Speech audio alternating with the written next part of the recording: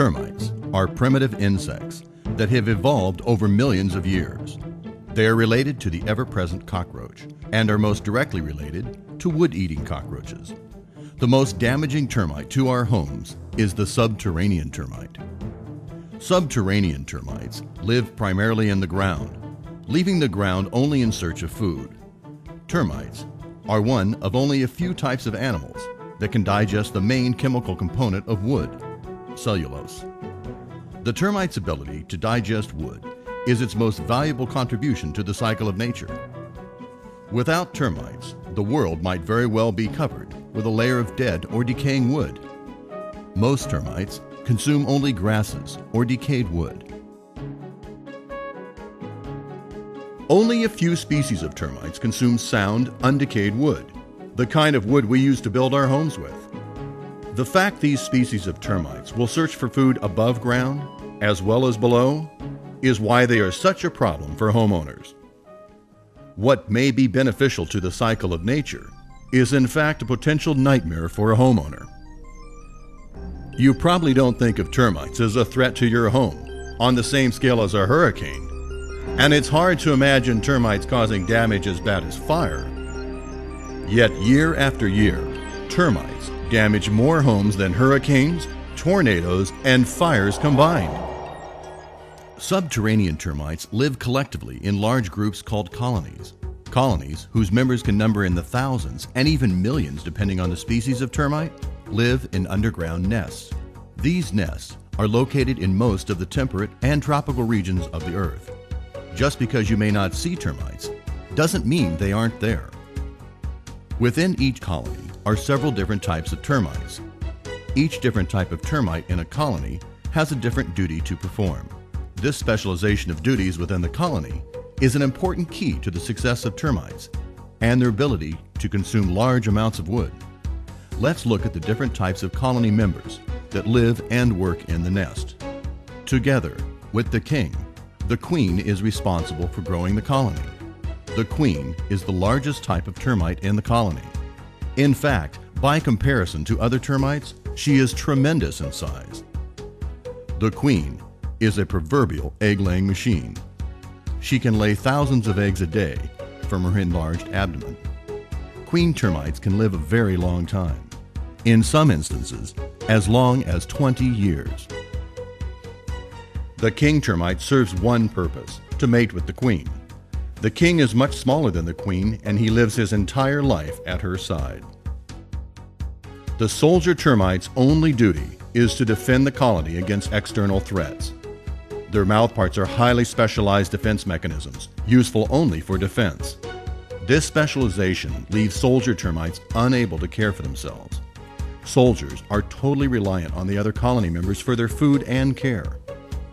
Worker termites are the foundation of the colony and are the most numerous type of termite in the colony. They perform all functions of the colony other than reproduction and defense. They are responsible for the care and feeding of other colony members. They are highly efficient at locating food, an important fact to remember. It is the worker termite that is solely responsible for damage to wood.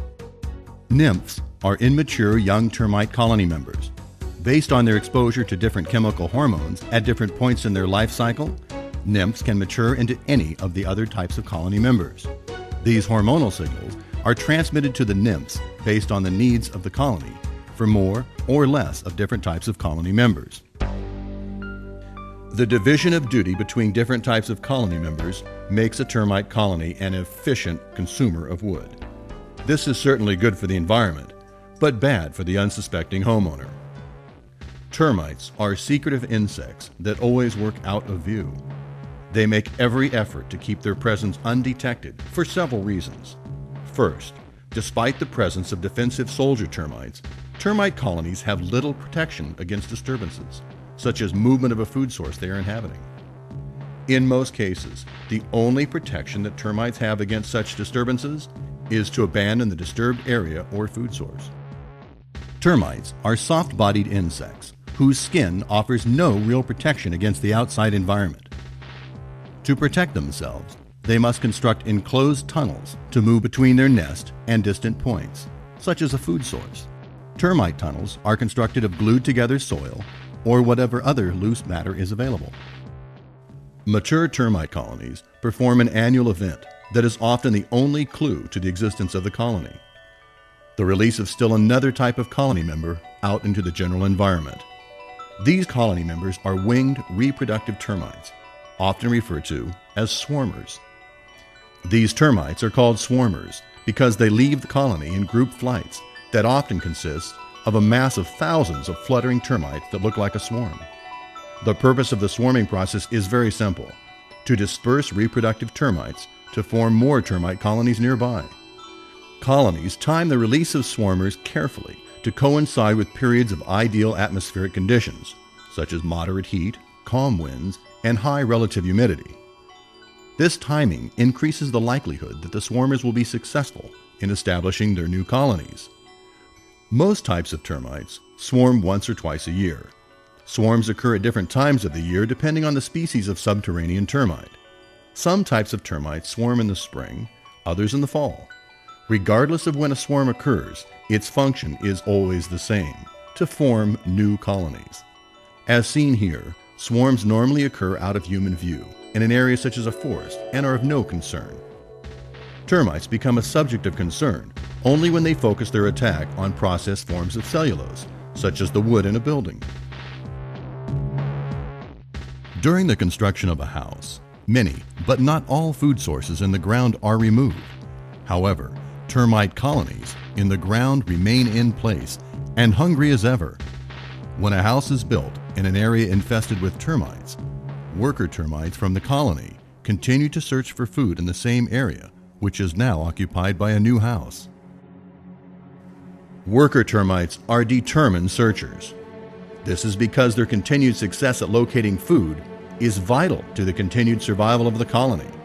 While there is no proof of it, it often seems that termites can somehow sense the presence of wood far above the ground they are inhabiting, particularly if the wood has a high moisture content. Although they are called subterranean termites, this label can be misleading, as they often search above ground for food. Their search can take them anywhere there's food, including the above-ground parts of a wooden structure. In their search, termites can gain access to structures in many ways. Most often, they enter through cracks in concrete slabs or openings in masonry building materials, such as voids in concrete blocks. Some homeowners living in houses built on concrete slabs may believe they are protected against termites by the slab beneath their home. However, slab homes are often the type of dwelling most easily infested by termites. Termites can penetrate through cracks as narrow as a penny, and the formation of such cracks in a slab is often inevitable as the structure ages and settles. When workers locate a passageway into the structure, the first step of their invasion is the construction of exploratory tunnels. After a food source is located in a structure, additional worker termites are signaled by the first invaders to help in exploiting this new food source. Termites are so adept at concealing their presence in a structure that a termite attack can continue for a long period of time completely undetected. Termite attacks can be made even more severe by the presence of conditions that maximize termite feeding, such as the presence of excess moisture in the wood, perhaps the result of a plumbing or roof leak or landscaping problem. Even though they may only be a few feet away, most homeowners never see worker termites destroying their home. The longer worker termites are able to damage a home undetected, the more damage they can do. Some termite attacks against homes can go undetected for many years, resulting in thousands or even tens of thousands of dollars of damage. Then, and all too often, homeowners are confronted with what can seem to be an almost cataclysmic event: the emergence of swarmers inside their home. Sometimes large swarms inside homes can be very dramatic, as they take flight and literally fill the room. Although their sudden appearance can be alarming, swarmer termites do not damage wood. Only worker termites damage wood. Finding swarmer termites inside or around a structure is not necessarily proof that the structure is being damaged by termites. but it should tell you that a professional termite inspection of the property is in order. It is said that there are two types of homes, those that have been attacked by termites and those that will be. The fact that swarmers may have never appeared in your home is no reason to rest easy against the possibility of a termite attack. A professional termite inspection of the premises is a good start to the process of protecting a structure against termite attack. An inspection will provide valuable information about the possibility of an ongoing termite attack. Unfortunately, even the best termite inspection faces important limitations. Inspections are normally limited to the accessible and visible parts of the structure. These, however, are the very parts of the structure least likely to be affected by termites. Because of the termite's secretive nature, it is not normally possible to examine all points of potential termite attacks against a home, such as areas behind walls or within masonry components. Inspections are valuable for what they can find, but an inspection that does not find termites must not be relied upon as proof that termites are not attacking the structure. The best protection of your structure against termite attack is a professionally applied and maintained termite protection service.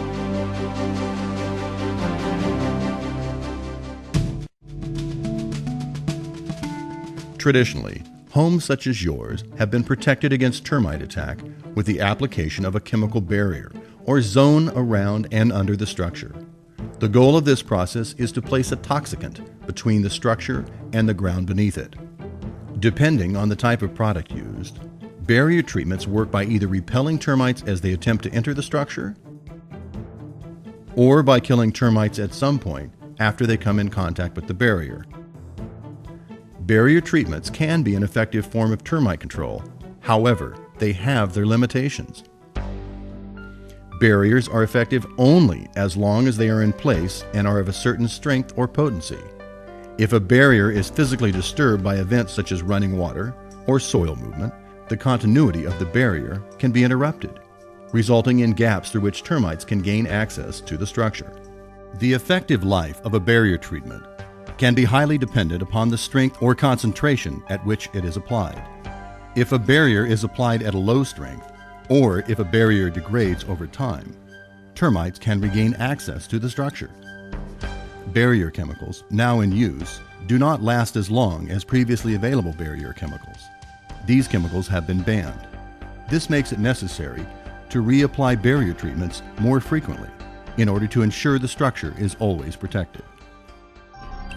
The process of applying a barrier can be an invasive process. To form a barrier under a structure, it may be necessary to drill a large number of holes in the outer surface of the structure. These are necessary to inject the barrier toxicant between the structure and the earth. It can be particularly difficult to form an effective barrier under an already completed structure, and it is simply not possible to form a complete barrier under all parts of a typical in-place concrete slab. Often, a barrier product can only be applied under the outer perimeter of this type of structure. This means that if a crack forms in the middle of the slab, termites may have free access to the structure. The barrier application process might in some cases even require the removal of interior finished surfaces. Finally, barrier applications can involve the application of hundreds of gallons of toxicant spray under your home or into the environment around it. Remember, the level of effectiveness of a barrier is highly dependent on the thoroughness with which the barrier is applied. However, the more thoroughly the barrier is applied, the more toxicant is left in place around the structure. And once the toxic barrier is applied, it cannot be removed easily. In summary, barriers act on termites only if they are attacking the structure or attempting to attack the structure. Barriers can be thought of as a passive or defensive approach to termite control. The barrier application process can involve the application of hundreds of gallons of toxicant-containing solution around your home. The application process can be invasive as well as labor-intensive, and once applied, a barrier cannot be easily removed. In contrast to barriers, a newer and more advanced method of termite control recently introduced is gaining wide acceptance. This method is called termite baiting. Although the goal of both barriers and baiting is the same, there is a world of difference between the two methods. Termite baiting can be thought of as a proactive or offensive approach to termite control. Instead of needing to wait for termites to attempt to attack before being effective, as is the case with barriers, the baiting process seeks out termites where they live and deals with them there, often well before they ever attempt to attack the structure. In contrast to the larger amounts of toxicant used in barrier applications, baiting involves the strategic application of very small quantities of toxicants. It has been estimated that a home can be protected from termites by baiting with as little as 1/10,000th of the amount of toxicant needed to protect it using some barrier treatment products. Unlike barrier toxicants, termite bait products are applied only when termites are present. And a termite bait product can be quickly and easily removed from a structure if it becomes necessary. Unlike the labor-intensive nature of a barrier application, baiting is a knowledge-intensive process. Instead of relying on large amounts of manual labor like a barrier application, baiting relies on termites to do much of the work themselves. The premise underlying termite baiting is very simple: that a termite colony can be eliminated as a result of its members consuming a bait, and that a properly designed and deployed termite baiting system can eliminate all termite colonies in the ground under a structure, thereby protecting it against termite attack.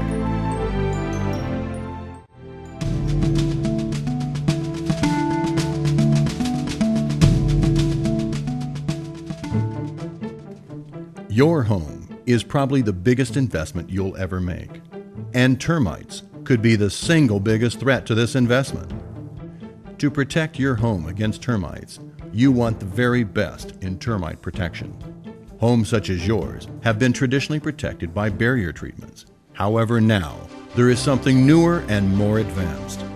That something is the Xterra Termite Interception and Baiting System.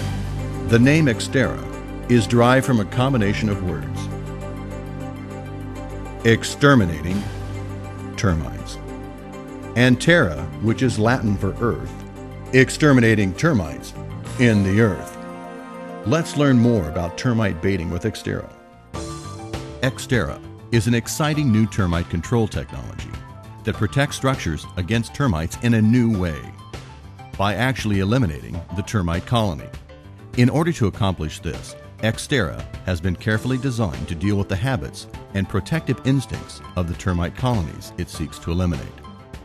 Termite baiting systems kill a termite colony as a result of a colony consuming a toxic bait. For this reason, a baiting system must congregate termites at selected points where they feed on the bait. Termites should be provided easy access to the feeding points, while access by other animals or humans should be restricted. This is accomplished by feeding a bait to a termite colony inside an in-ground station. Xterra uses specially designed and configured stations as shown here. Termites access the interior of the station through slots in the sides of the stations. These openings are large enough to allow termites to enter the station, while restricting, for instance, the entry of a child's hand or a pet. Termites cannot be attracted. However, if a food substance is placed in the ground near their nest, they will normally find it and begin to consume it. For this reason, the first step in the Xterra termite baiting process is the installation of wooden interceptors in the station. The interceptors line the inside of the walls of the station, leaving a vacant cavity at the center of the station. The interceptors rest against the walls, where they are in contact with the slots. Termites enter the station through the slots and begin feeding on the interceptors, thereby establishing termite feeding in the station. The arrangement of the wooden interceptors in the Xterra station is unique, and for good reason. It's patented. This arrangement of the interceptors allows the entire interception and baiting process to occur in a station without the interceptors ever being moved or disturbed at any point in the process. When termites are found in a station consuming an interceptor, bait is placed in the vacant cavity in the middle of the station surrounded by the termite-infested wood interceptors. Because the interceptors are not removed when bait is applied, intercepted termites found feeding on the interceptors are never disturbed. This disturbance reduction technique reduces the possibility that the bait application process will disrupt termites feeding in the station, which could cause them to leave the station. This patented disturbance reduction baiting method is an important key to the effectiveness of Xterra. After the bait is installed, the termites potentially have two food sources, the toxic bait and the non-toxic interceptors. But because the bait is designed to be more desirable to termites than even wood, the termites quickly transition from consuming the wood interceptors to consuming the bait. Just as important to the success of Xterra as the patented interception and baiting method is the careful selection of the toxicant used in the bait. Most any type of toxicant can kill a termite, but not every toxicant can eliminate a termite colony. Why is this the case? First, because most toxicants kill insects too quickly. Secondly, because of the way that termite colony members react to any threat against their colony. Consider what would happen if foraging worker termites found and begin consuming a termite bait containing a quick-acting toxicant. Worker termites that fed on the bait would die soon after they began consuming the bait, with many termites dying directly within the bait. Remaining colony members arriving at the bait would discover large numbers of dead colony members in the bait. These remaining colony members would instinctively avoid any contact with that bait. This would mean the toxicant had failed to eliminate the termite colony. So how can we deal with this potential problem? By employing a slow-acting bait toxicant, termites consuming a bait containing the right slow-acting toxicant would not die in the bait, but would instead die sometime after they had left the bait and returned to the nest. When they left the bait to return to the nest, these termites would instinctively take some of the bait back with them to the nest to feed to the other colony members. Because of this, the bait toxicant would be widely spread among all colony members back at the nest, allowing it to affect and eventually kill all members of the colony, and not just those who actually visited the bait. The toxicant used in Xterra is in fact a slow-acting toxicant. The toxicant used with Xterra kills slowly because it kills termites only at a certain point in their life cycle. This critical point is at the time of their molting. Molting is a process by which growing termites shed their outer skeleton. The skeleton must be shed because as termites grow, their outer skeleton does not grow with them. Instead, they shed their existing skeleton to form a new, larger one. Most termites molt on a regular basis throughout their life cycle. The toxicant used with Xterra belongs to a class of toxicants called chitin synthesis inhibitors.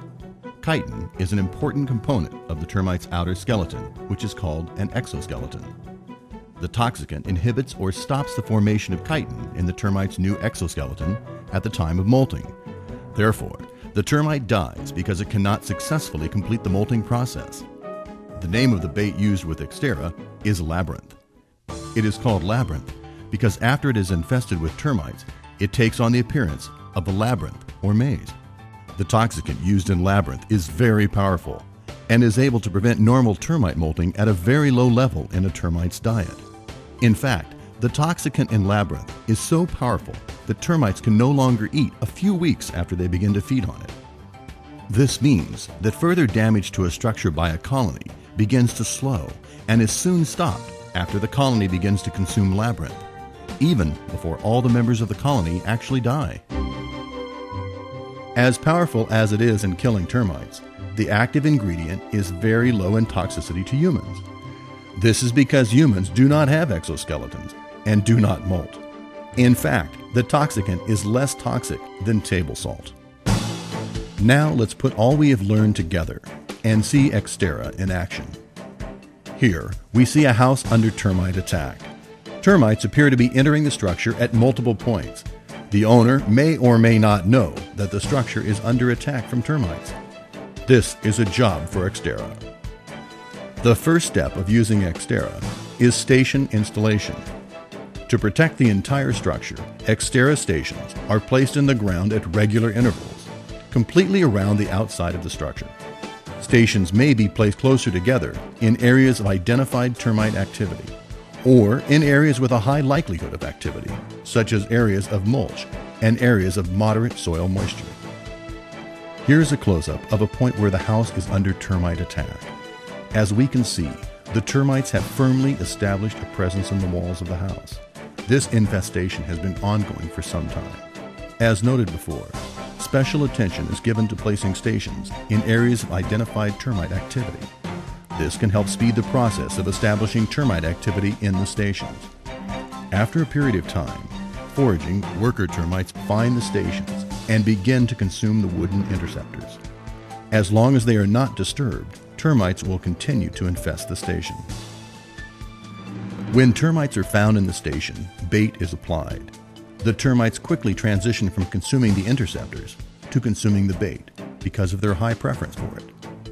As the colony consumes more and more labyrinth and colony members are affected by it, the number of colony members steadily declines. This reduction in the number of colony members makes it increasingly difficult for the remaining worker termites to maintain the colony, as each remaining worker must do more and more work to keep order in the colony. Finally, after a high percentage of worker termites have been eliminated, the colony collapses. Soon after all the worker termites die, all of the remaining colony members perish because they are unable to care for themselves. After the colony is eliminated, any remaining bait and interceptors are removed and replaced by fresh interceptors. The process of making regular inspections of the stations then resumes. It is necessary to continue to inspect the stations in the event another termite colony invades the area previously inhabited by the now eliminated colony. Most termite baiting occurs in Xterra in ground stations, as we have just seen. If an above-ground point of termite attack against the structure can be located, it may also be possible to intercept and bait the colony directly at the point with an Xterra above-ground station as shown here. This is not always possible. However, it can oftentimes be done if a point of attack can be located and a station can be conveniently positioned. Above-ground stations can help speed colony elimination. This is because in many cases, termite bait feeding can be established sooner in an above-ground station than in an in-ground station. The only real difference between in-ground and above-ground use of Xterra is that with the above-ground station, no interceptors are used. Instead, bait is used to both intercept and eliminate the colony. As soon as the colony is eliminated, the station is removed. Using Xterra is a multi-step process that involves servicing numerous stations. To know what to do each time a station is inspected, an Xterra baiting technician must have up-to-date information available to them about the progress of the baiting process at that station. Xterra handles this with Xterras. Xterras stands for Xterra Information System. Xterras collects information whenever a station inspection is made. This information is then transferred to a central office computer. The central office computer turns this information into reports that keep the Xterra technician informed about the conditions at each site. As you've now seen, Xterra offers a bold new approach to an age-old problem. Our new technology can help eliminate the threat of termites to your home by eliminating their home, the colony. Xterra is the newest and most efficient way to handle a serious problem like termites. When you're looking to protect your home from termites, Xterra is the name to remember. Xterra. Xterra. Termites don't like us, but homeowners in the know love us.